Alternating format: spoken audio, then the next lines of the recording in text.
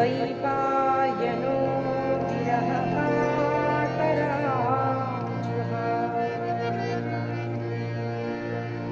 पुत्रेति तन्मयतया तरवोऽभिनेदुः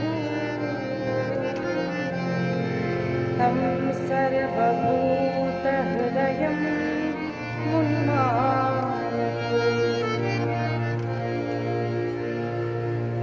ब्रह्मानन्दं परमसुखदं केवलं ज्ञानमूर्तिं द्वन्द्वातीतं गगनसदृशं तत्त्वमस्यादिलक्ष्यम् एकं नित्यं विमलमचलं सर्वधी साक्षिभूतं भावातीतं त्रिगुणरहितं सद्गुरुं तन्नमामि।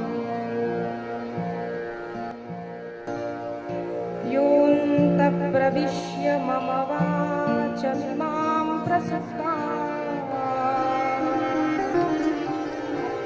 सञ्जीवयत्यखिलशक्तिधरस्वधाम्ना अन्यांश्च हस्तचरणश्रवणत्वगादीन् प्राणान् नमो भगवते पुरुषाय।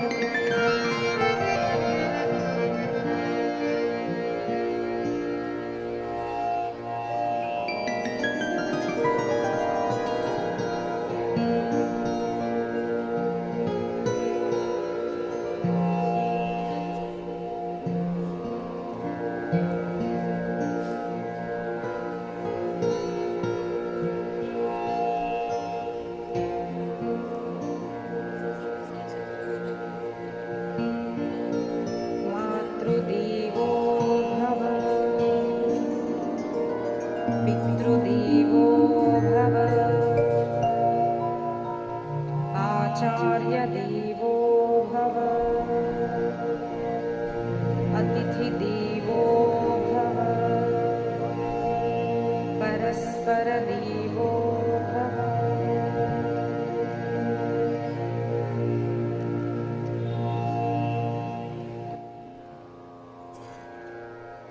सूत जी महाराज वर्णन करते हैं, हे ऋषियों, साक्षात शुकाचार्य जी ने श्रीमद् भागवत की कथा परीक्षित महाराज को अधिकारी श्रोता समझ करके श्रवण कराई। महाराज, यह कथा प्रथम बार सनत कुमारों ने नारद जी को सुनाई थी। तो शौनक आदि ऋषियों ने प्रश्न किया, महाराज, लोक विग्रह मुक्तस्य नारदस्य स्थिरस्य च विदिश्रवे कृत प्रीति संयोग पुत्रतैः सह।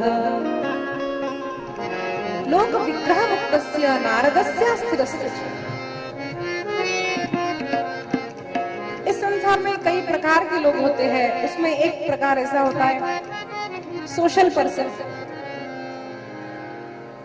जो भी छोटी छोटी बातें करते हैं जीवन में, वो फेसबुक पर, इंस्टाग्राम पर, व्हाट्सएप में पहले फोटो अपलोड की जाती है। इनसे मिले, उनसे मिले, उनसे मिले, इनसे मिले, ये काम किया, वो काम किया, अपडेटेड एकदम। कुछ लोग होते हैं लोग संपर्क नहीं करना चाहते, एकांत में भगवान की साधना करना चाहते। दोनों ही गलत नहीं है। इस संसार में ऐसे अनेक संत हैं जो धर्म प्रचार के लिए अपना संपूर्ण जीवन न्यौछावर कर देते हैं।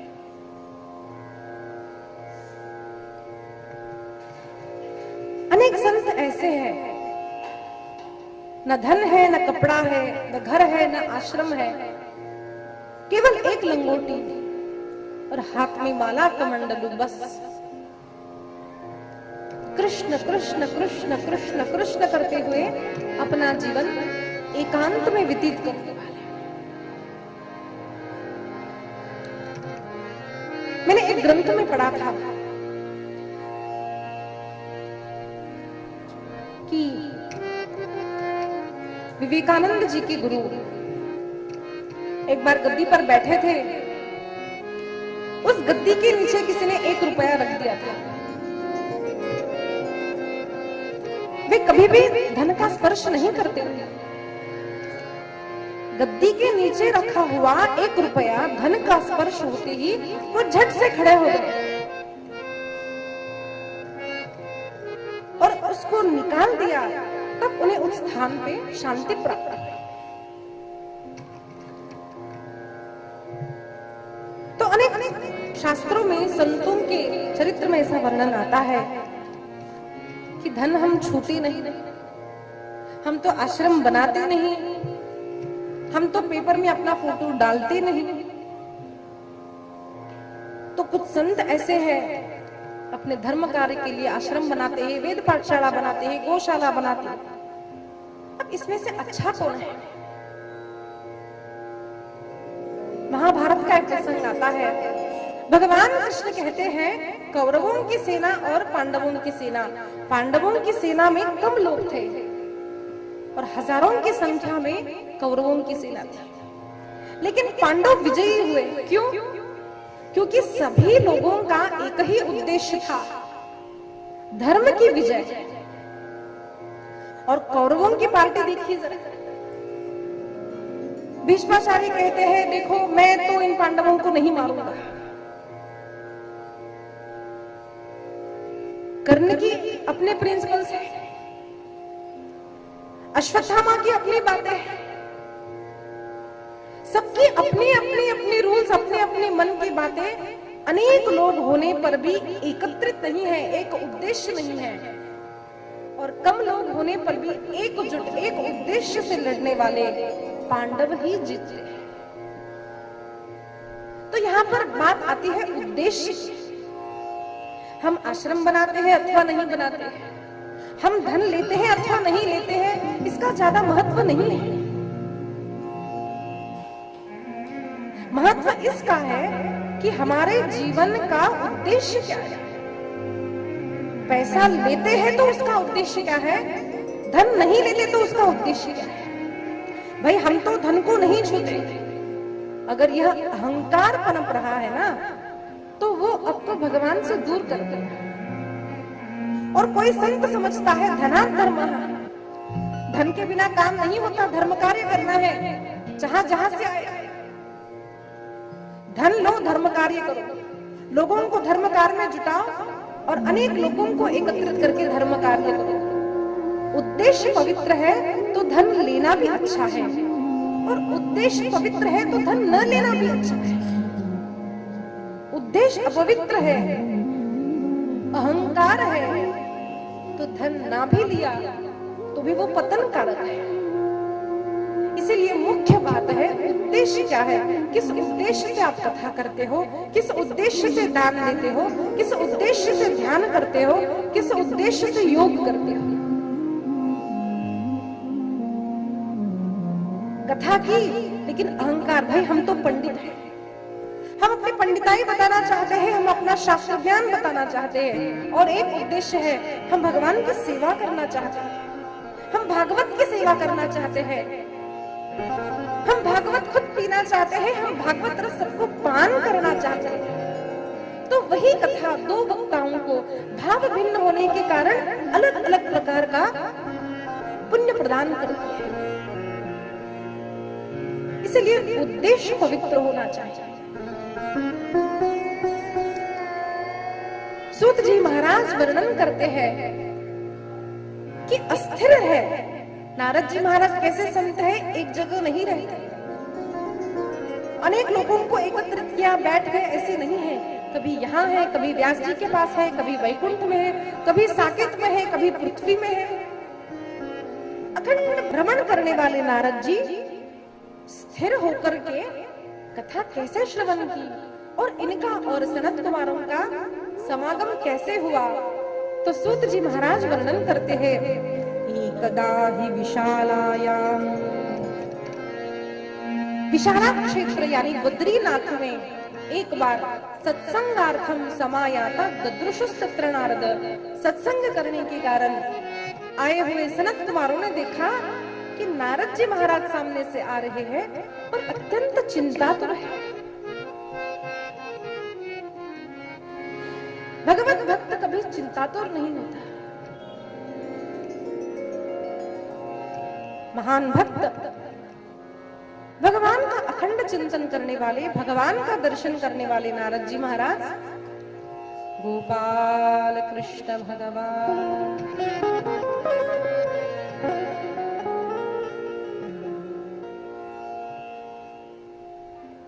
नारद जी महाराज अत्यंत चिंतित देखा और सनत कुमारों ने पूछा, महाराज कुतः चिंतातुरः, आप क्यों चिंतित दिखाई दे रहे हैं? काय माझी भक्ता आणि संसाराची चिंता, काय समर्थाची कांता कोरांना मागे?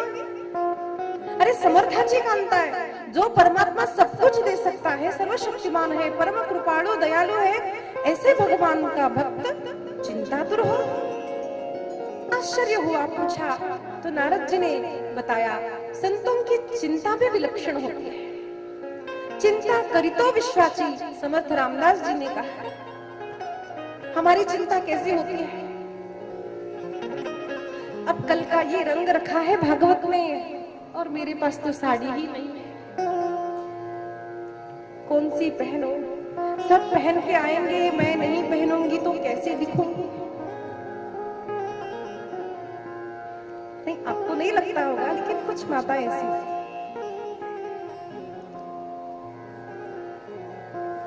सास तो कथा में आई है, घर में बहू की याद आ रही है। मैं आई हूँ कथा में, घर में पता नहीं क्या शीरा पका करके खा रही है। हमारी चिंता। समर्थ रामदास जी से पूछा, आई ने पूछा, माँ ने पूछा, बाळा काय चिंता करतोयस? समर्थ म्हणतात, आई चिंता करितो विश्वाची। संत भी चिंतित होते हैं, संत भी उद्विग्न होते हैं, लेकिन उनका विचार केवल विश्व कल्याण का होता है, समस्त जीवों का उद्धार का होता है। और ऐसे ही चिंता नारद जी महाराज की। नारद जी ने कहा, महाराज मैंने सोचा मैं पृथ्वी पर जाऊं। पृथ्वी पर अत्यंत श्रेष्ठ स्थान भारत है। भारत के अनेक तीर्थों में घूमूं, दर्शन करूं, इसलिए हरिक्षेत्रम कुरुक्षेत्रम श्रीरंगम सेतुबंधनम एवमादिषु तीर्थेषु नममाण इतस्ततः। महाराज हरिक्षेत्र गया, कुरुक्षेत्र गया, श्रीरंगम गया, अनेक तीर्थों में मैंने भ्रमण किया महाराज, लेकिन मैं बड़ा दुखी हुआ। क्यों दुखी हुआ? मैंने पृथ्वी पर देखा, सत्यम नास्ति तपश्शौचम दया दानम न विद्यते। महाराज सत्य लुप्त हो गया, दया नहीं, दान नहीं, तप नहीं। घर में क्या देखा? घर घर में गृहिणी की बात चलती है, मैं जो कहूंगी वही चलेगा। शालको बुद्धिदायक है। घर का बेटा किसको पूछ करके काम करता है? पत्नी के भाई को पूछता है। अपने भाई नहीं, अपनी बहन नहीं, पत्नी के भाई को पूछता है। ये मैं अपनी बात नहीं कह रही हूं, भागवत की बात है। इतना दोगे तो हमारी कन्या आपकी, नहीं तो पहले ही लड़कियों की कमी है। कन्या विक्रेते लोभात, और बुरे बुरे कर्मों के लिए तो लड़कियों को विक्रय किया जाता है। मैंने तो फिर भी थोड़ी ठीक बात मानी। और घर घर में पति पत्नी का कलह। मेरी बात सच्ची, मेरी बात सच्ची। इसीलिए देखिए आजकल के विवाह हम देखते हैं, कितने दिनों तक कितनी एनिवर्सरीज होती है। मुश्किल से कम लोगों की एनिवर्सरी पहली देखी जाती है आजकल। 1 महीना हुआ, 1 हफ्ता हुआ, 2 दिन हुए, डिवोर्स होता है ना ऐसा। ये हो रहा है, ये विचार करने योग्य विषय है। क्यों हो रहा है? मैं बात करने के लिए समय नहीं दे रही हूँ, विचार करने के लिए समय दे रही हूँ। क्यों हो रहा है ऐसे? विचार कीजिए। Because everyone wants a perfect partner. मेरी पत्नी ना ऐसी हो, मेरा पति ना ऐसा हो। विवाह कब हो रहे हैं? 35, 40 और 40 के आगे। क्यों? हम तो सेटल होना चाहते हैं।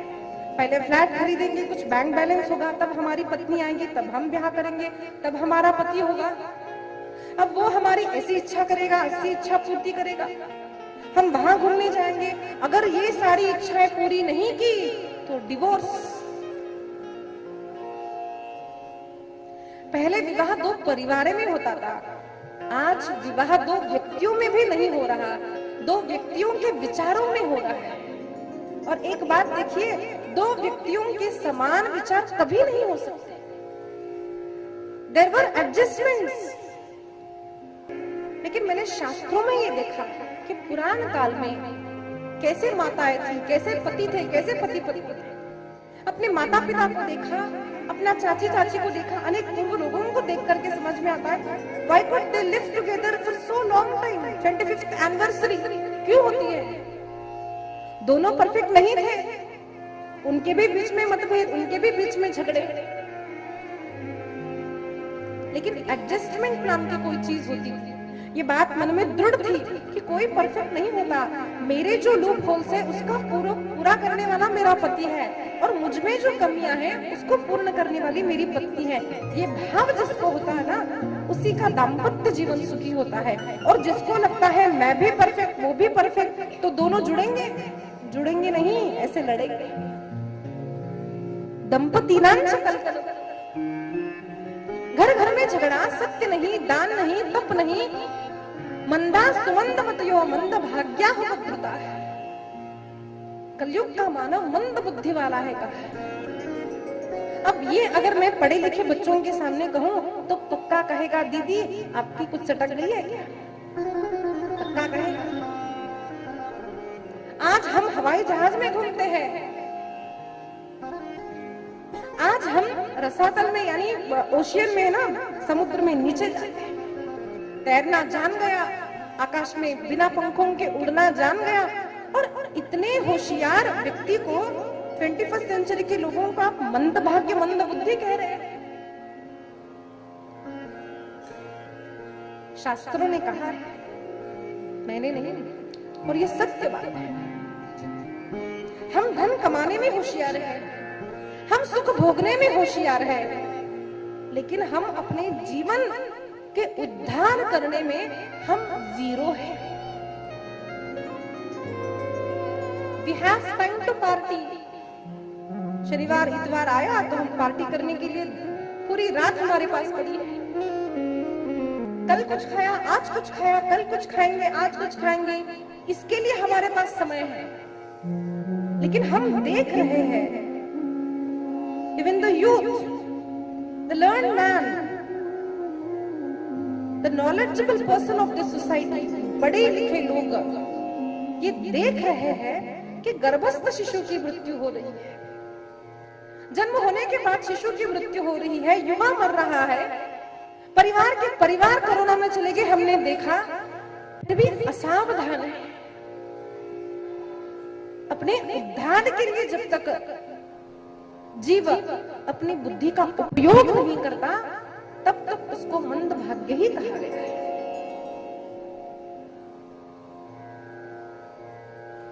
तुलसीदास जी महाराज कहते हैं, अरे धन कमाने में तो हर कोई प्रवीण हो सकता है, लेकिन भगवान के चरणों में लीन होने में ये केवल विवेकी पुरुष कर सकता है।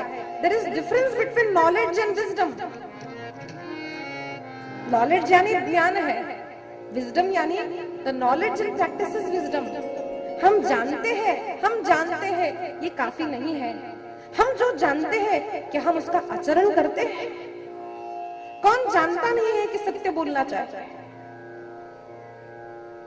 अगर हमने कहा सत्य बोलना चाहिए तो हम क्या उत्तर देंगे? वो क्या है दीदी, आजकल झूठ बोले बिना ना काम होता नहीं, झट से मुंह से निकल जाता है ना। और कितनों को तो इतनी आदत होती है कि सुबह से रात तक कम से कम 10,000 बार हम झूठ बोल देते हैं।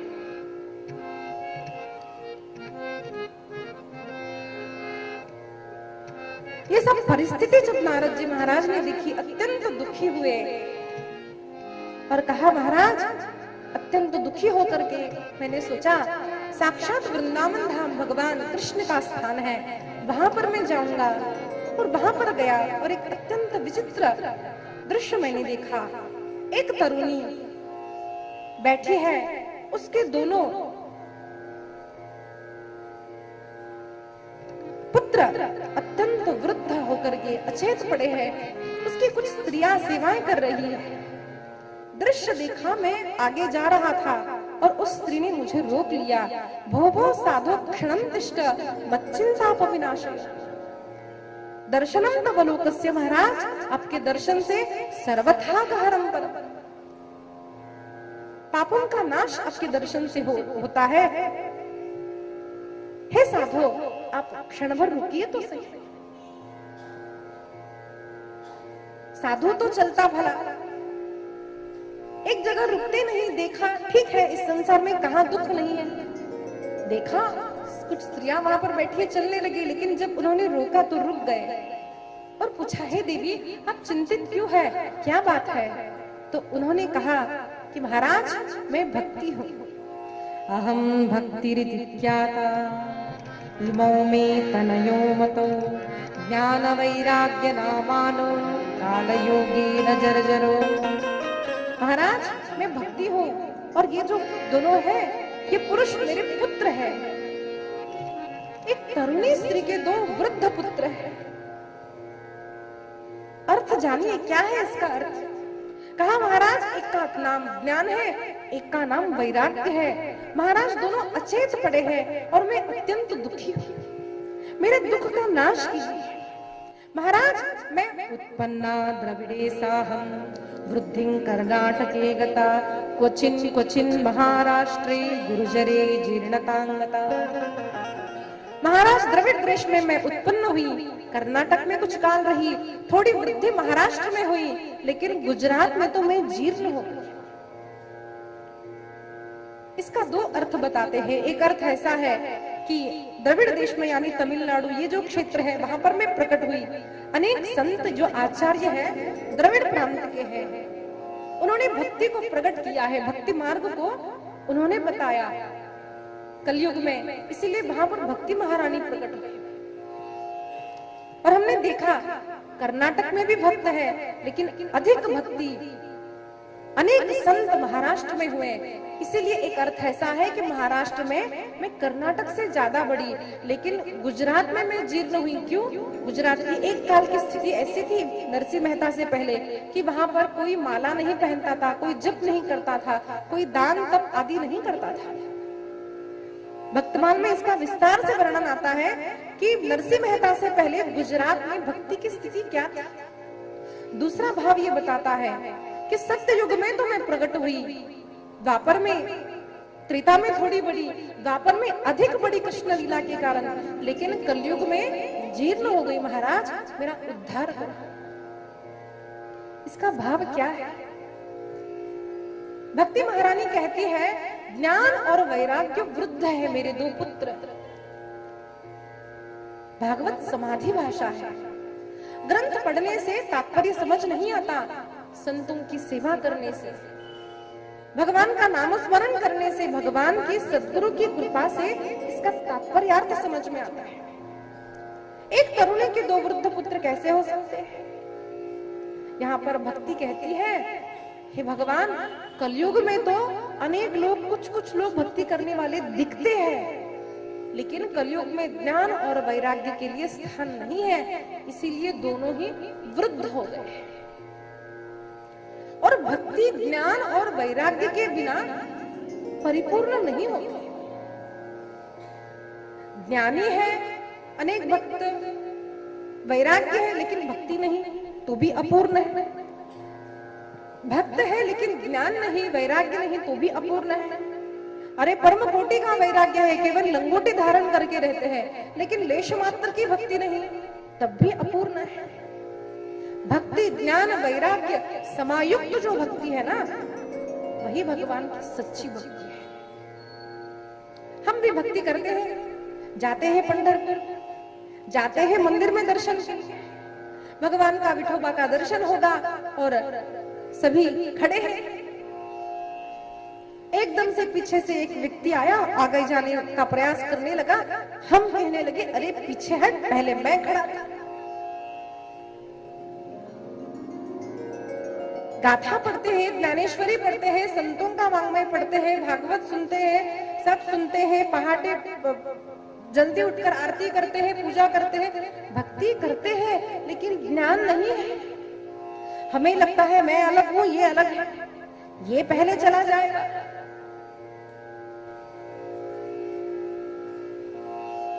ये ठीक नहीं है। ज्ञान क्या है? पिंडी ते ब्रह्मांड ये ज्ञान होना चाहिए। वासुदेव सर्वमिति। भगवान नामदेव, भक्त नामदेव जी को भगवान पंढरीनाथ अनेक बार दर्शन देते थे, बात करते थे, उनके हाथों से खाते थे। लेकिन एक बार मुक्ताबाई ने उनको कच्चा मटका कहा, कच्चा मटका कहा, तो उनको क्रोध आ गया। अरे भगवान, मुझे तो आपका दर्शन होता है, आप मुझसे बात करते हो, फिर भी मैं कच्चा हूं क्या? तो भगवान ने कहा सत्य है।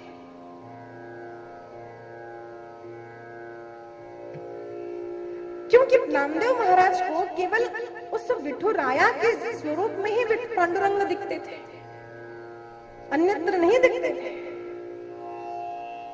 और भगवान ने कहा जाओ सद्गुरु को शरण ग्रहण करो, और विसोबा खेचर के जब शरण ग्रहण की है, सुंदर कथा आती है, अब विस्तार का समय नहीं। भगवान महादेव के पिंड पर, लिंग पर पैर रखकर सोए हैं, और कहा नामदेव जी ने, अरे ये आप क्या कर रहे हैं? उन्होंने कहा मैं तो वृद्ध हूं, आप जहां पर लिंग नहीं है वहां पर पैर रख दे। दोनों पैर पकड़े, बाजू में रखे, वहां पर लिंग प्रकट हुआ, औंधा नागनाथ की कथा है, जहां जहां पैर रखते वहां पर भगवान महादेव प्रकट हो जाते, लिंग प्रकट हो जाता। तब उनको ज्ञान हुआ कि यही मेरे सद्गुरु है। तब उन्होंने ज्ञान प्रदान किया और ऐसा ज्ञान हुआ कि एक बार खा रहे थे और उनके हाथ की रोटी कुत्ता ले गया, तो पीछे पीछे दौड़े, रोटी छीनने के लिए नहीं, कहा अरे पांडुरंगा, कुत्ते के पीछे दौड़कर कहते अरे पांडुरंगा जरा घी तो लेते जा। हम भक्ति करते हैं, लेकिन हर व्यक्ति में जब तक हमको भगवान की शक्ति का आभास नहीं होता, भगवान की सत्ता नहीं दिखती, सर्वत्र जब तक भगवान नहीं दिखते, वासुदेव सर्वम, ये जब तक नहीं दिखता ना, तब तक हमारी भक्ति अपूर्ण है। इसीलिए भक्ति कहते हैं महाराज कलयुग में ज्ञान है, वैराग्य नहीं है, ज्ञान नहीं है, केवल भक्ति करते हैं। तब नारद जी महाराज ने वेद वेदांत का घोष किया, उठे नहीं, भगवत गीता का घोष किया। भगवत गीता का पाठ चलता तब तक उठते, फिर गिर जाते। कैसे गिर जाते? हमारी ही तरह मध्याह्न का समय हो, भरपेट भोजन किया, कथा में आए हो, ऊपर पंखा चल रहा और बाजू में कोई टेकने के लिए मिल गया, कथा सुनते सुनते और एकदम वक्ता ने कहा कृष्ण कन्हैया लाल की, तो लेटा हुआ झट से उठ जाता है और पहले देखता है मुझे किसने देखा, मुझे किसने देखा। अब नारद जी महाराज बौखला गए, क्या करूं? वेद वेदांत का घोष किया, उपनिषद का पाठ किया, भगवत गीता का पाठ किया, समझ नहीं आया। एकाएक आकाशवाणी हुई, कहा आप संतों का संग कीजिए, संत आपको इसका वर्णन करेंगे, मार्ग बताएंगे। एक बात देखिए, नारद जी महाराज स्वयं संत है, जिनको अखंड भगवान का दर्शन होता है, अखंड सत्संग करने वाले, उनको आकाशवाणी ने क्या कहा? संतों के पास जाओ। इसका तात्पर्य क्या है कि सिद्धों को भी सत्संग की आवश्यकता है। ऐसा मत समझना कि अब मुझे तो भागवत आ गया, अब तो मुझे रामायण आ गई, अब तो मैं सब जान चुका हूँ। अरे भागवत तो कितनी बार सुनी है, अब क्या सुनना? जब ऐसा लगने लगा ना कि बस हमको आ गया, तब समझना हमारी दुर्गति का आरंभ हो गया है। सिद्धों को भी सत्संग की आवश्यकता है। नारद जी को आकाशवाणी सुनाई दी और मैं चलते चलते अनेक संतों से पूछता रहा, कोई बता नहीं पाया।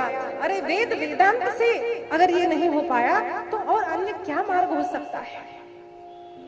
नारद जी बताते हैं सनकादि ऋषियों, मैं ऐसे ही घूमते घूमते जब यहाँ पर आया तो आप सनत कुमारों का दर्शन किया। महाराज आप परम ज्ञानी हो, ब्रह्मा जी के प्रथम मानस पुत्र हो, आप कृपया इसका मार्ग बताइए। तब सनत कुमारों ने मार्ग बताया है। अरे बस इतनी सी बात है, इसका एक सरल उपाय है, श्रीमद् भागवती कथा। भागवत की कथा? अच्छा, तो वेद में नहीं, वेदांत में नहीं, ये भागवत में क्या ऐसे विशेष बात है? तो उन्होंने कहा, अरे मूल और संपूर्ण वृक्ष के पत्तों में हर डाली डाली में आम का रस होता है, लेकिन कोई निकाल के खा सकता है? वो जब वृक्ष अपना पूर्ण रस एक वृक्ष में, एक फल में ला करके रख देता है, उस आम में जो रस है वो आम के वृक्ष में नहीं है। उसी प्रकार से वेद में, वेदांत में जो ज्ञान है उसका फल भागवत है। निगम कल्प तरोर गलितम फलम, निगम यानी वेद वृक्षी, वेद रूपी वृक्ष का फल यह भागवत है।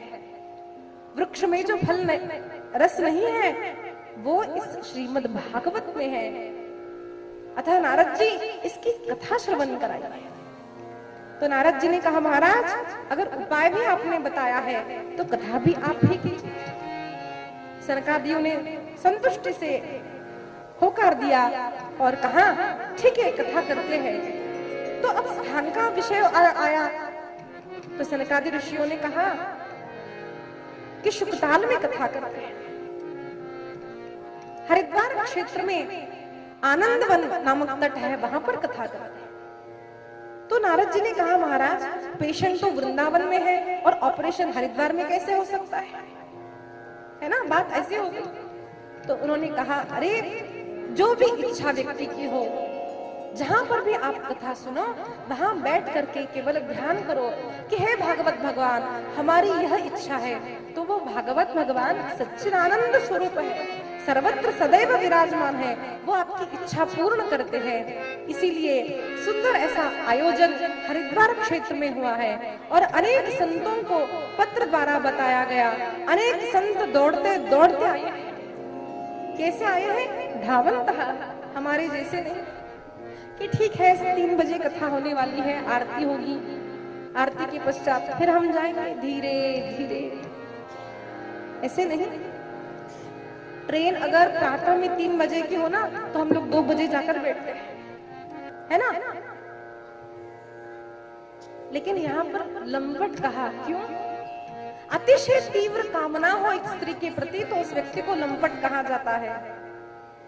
साधारण मनुष्य को समझ में आए, इसलिए संतों ने कहा, अरे ये किसी स्त्री के लिए, धन के लिए लंपट नहीं है, ये भागवत रस लंपटाहा, भगवान की कथा सुनने के लिए अत्यंत आतुर हुए अनेक ऋषिगण दौड़ते दौड़ते आनंदवन पर आए हैं।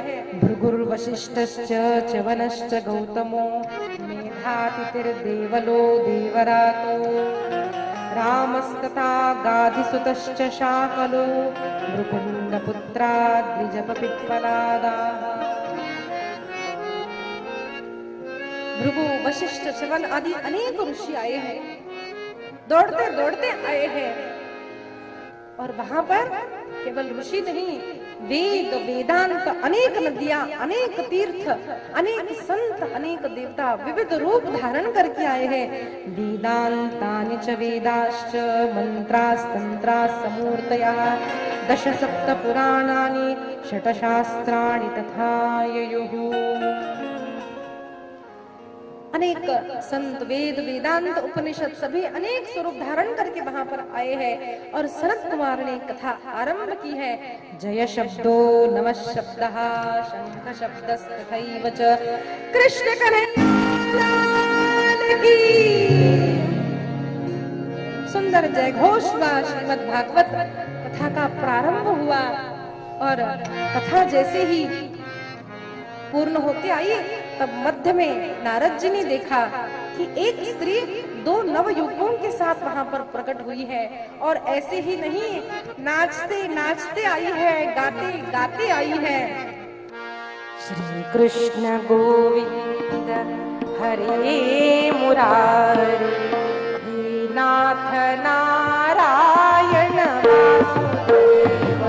श्री कृष्ण गोविंद हरे मुरारी, हे नाथ नारायण वासुदेवा। श्री कृष्ण गोविंद हरे मुरारी, हे नाथ नारायण वासुदेव। श्री कृष्ण गोविंद हरे मुरारी, हे नाथ नारायण वासुदेवा। गोविंद जय जय गोपाल जय जय। गोविंद जय जय गोपाल जय जय। राधा रमण हरि गोविंद जय जय। राधा रमण हरि गोविंद जय जय। श्री कृष्ण